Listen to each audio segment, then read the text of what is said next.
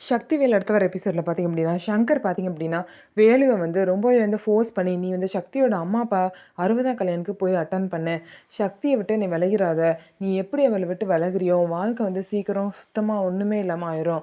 அதனால சக்தியை வந்து நீ விரும்பி தானே கல்யாணம் பண்ணிக்கிட்ட. அவள் உன்னை புரிஞ்சுக்காம தான் இந்த மாதிரிலாம் நடந்துட்டுருக்கா. அதனால நீ எப்படியாவது பேசி சக்தியை வந்து பார்த்த அப்படின்னா, உன் கூட சேர்ந்து வாழ்கிற மாதிரி பண்ணணும். அதனால நீ அந்த ஃபங்க்ஷனுக்கு போகணும்னு சொல்லிட்டு ஷங்கர் வந்து வேலுவை கட்டாயப்படுத்துகிறாங்க. வேலுவும் ஷங்கர் சொன்ன மாதிரி பார்த்திங்கன்னா ஃபங்க்ஷனுக்கு போகிறாங்க. ஆனால் அங்கே பார்த்திங்க அப்படின்னா சக்தி வந்து வேலுவை வந்து அசிங்கப்படுத்திடுறாங்க. இன்னொரு சைடு பார்த்திங்க அப்படின்னா டிவோர்ஸ் பேப்பர் வேறு எடுத்துகிட்டு வந்து கொடுத்து நம்ம 2 பேருக்கும் டிவோர்ஸ் ஆயிடுச்சு அப்படின்னு வேற சொல்கிறாங்க. இதுக்கப்புறம் வேலு வந்து எப்படி சக்தி கூட சேர போகிறாங்க அப்படின்னு சொல்லிட்டு வெயிட் பண்ணி பார்ப்போம்.